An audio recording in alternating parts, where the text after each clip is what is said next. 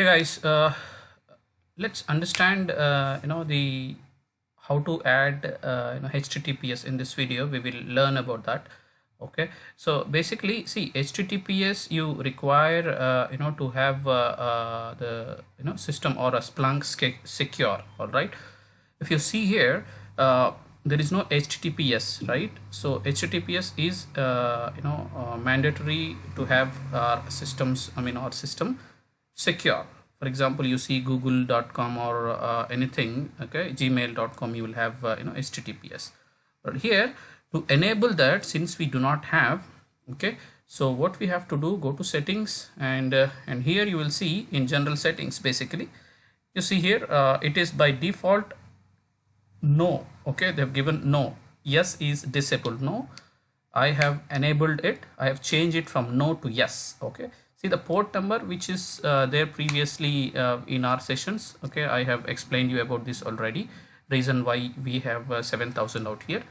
Okay, that is how basically you change it. After you do it, you have to restart the system. All right, so we will try and see different methods in this video. We'll talk about the Linux, okay, and you also do it using the command line.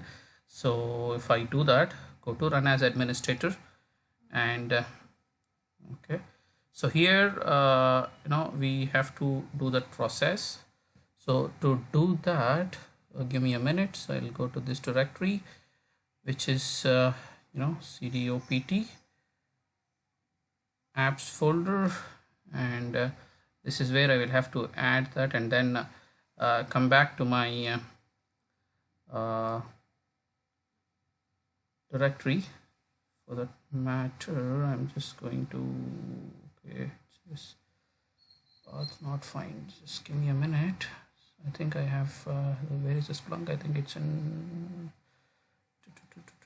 program files, right? Okay, let me give this program files Splunk, right? Okay, now if I go to cd Splunk, okay, this is where I have to do it.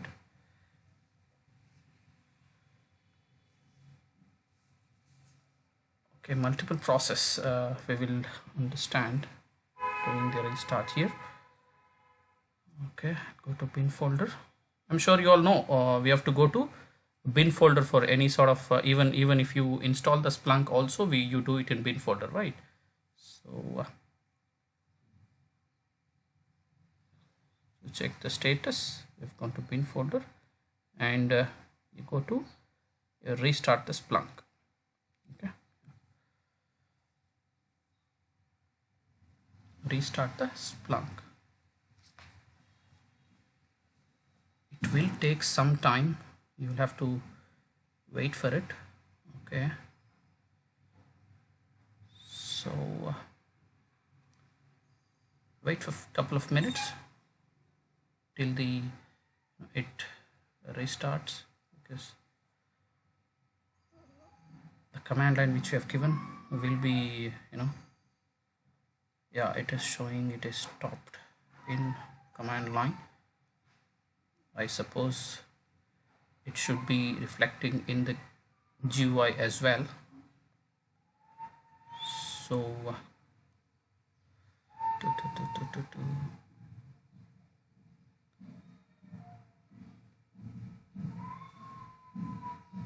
it's pretty a simple process. All you have to do, just you go to that particular folder, and then have your system restart, because to have, there you go, it is restarted.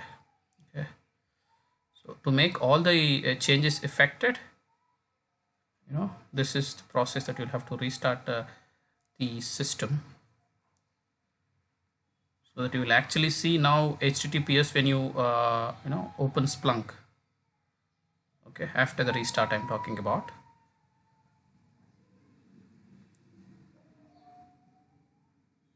Okay, so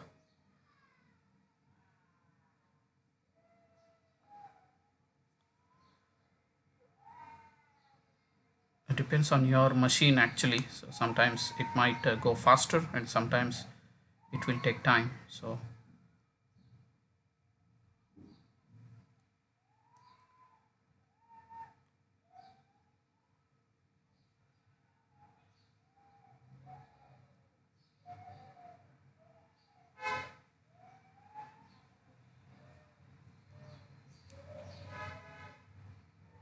see here, let me refresh. Okay, if it takes time I can refresh so that you will see the Splunk with HTTPS secure. Okay, so if I do this local, my local host,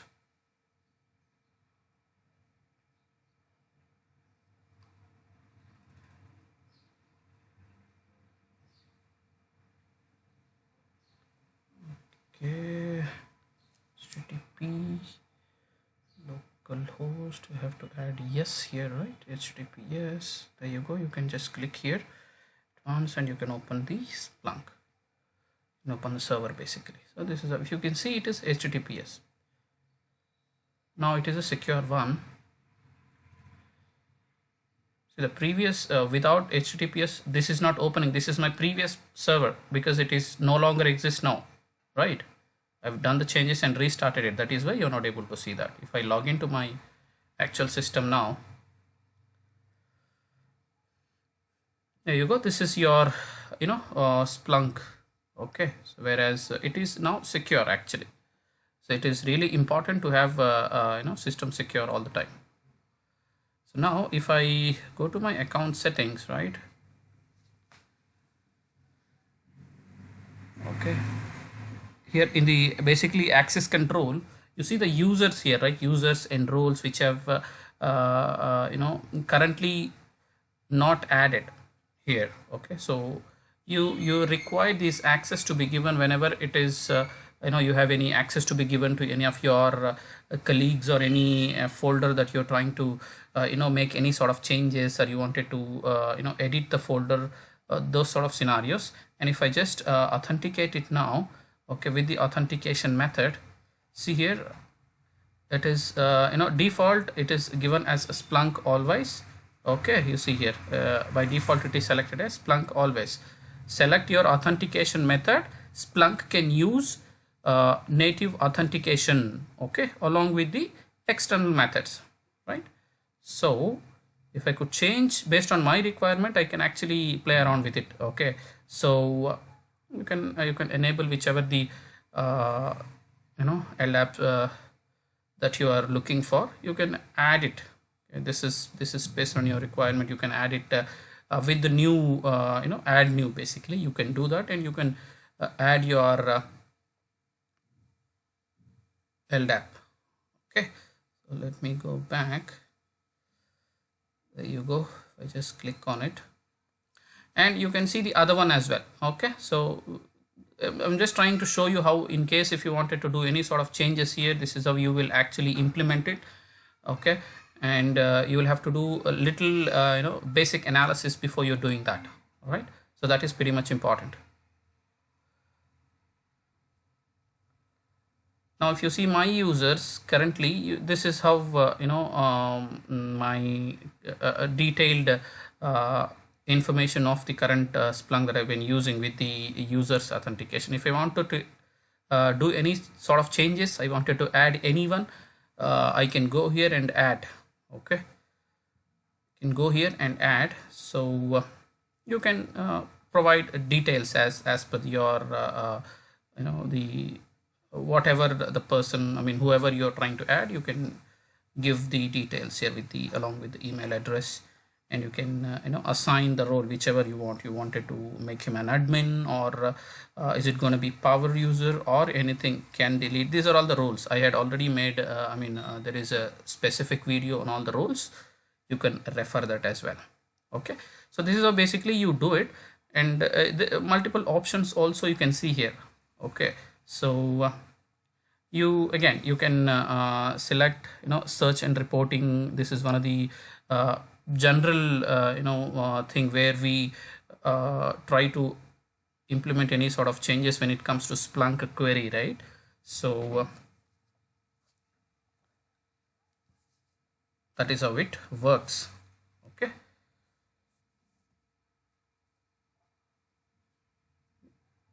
this is what the importance of the HTTPS and other stuff when it comes to the other what you call roles it might be roles or anything adapt that you wanted to add.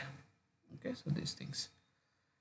So these roles are it entirely depending on the edit file that you're trying to edit, or any folder that you're trying to edit, or if you wanted to give if you want to give any particular access to someone, you can give that. Okay, so that's how you do it.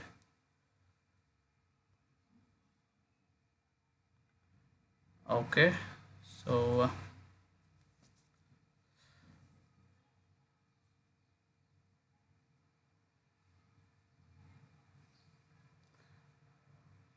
okay, so basically, so the point here that I'm trying to make is HTTPS is a secure one all the time. So if you want, if you have any kind of folders or website, especially when I'm talking about Splunk, in Splunk, HTTPS by default it will be disabled. Okay, you have to enable it to have all the changes to be affected.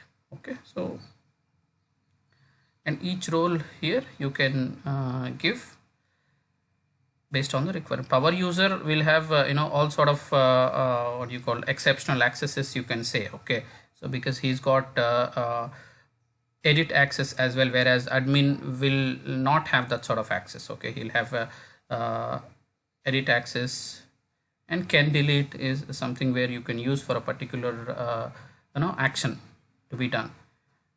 Okay, you can create role for this user. If you want to create, you can do it, and then you can have in case there is a change, to set up your password, and you have to give that, and you can confirm the password. Okay, so these roles are limited roles in Splunk. Okay, you have to know which access to be given to the user. Okay, unless you have that idea, you'll not be able to give it. Okay, so this is how basically you do it. And if I go to users, here I see all the access controls. Okay, so these things pretty much important to understand this process while you're working. If I add the other one also, you can follow the same kind of process. Okay, but only thing, you have to mention the particular role here, and these changes will be affecting on the app, basically application that you're trying to work, right? So you have to give the app name as well. Okay, and then you restrict the search terms. If you have any restrictions to the search term and things like that, you have to give it. Actually all these things will be specifically mentioned here. Okay, in case if you wanted to what kind of change that you want to do, or what exactly that you're trying to implement out here with the application on the app which you are working, right? So app and the kind of access that the particular user has, and the file that you're trying to edit, and the role. Okay, so if you have admin access, you might have the limited things to perform, right? Whereas power user, if you have that access, you can access more things. All right, so this is how you can divide it, and you can fill all the details based on your requirement out here in this page, and then you can work accordingly. Okay, there you go. You can it actually restricts search search time range. Okay, it will if you have any specific time range to be searched, to restrict for that particular query or for the particular requirement, you can go with it. Okay, so all these things you will have to give. I don't want to go everything once again. Okay, this entirely, it is all the same which we have done. Okay, you have to give your capabilities, and also the roles and everything. Okay, so this is how you basically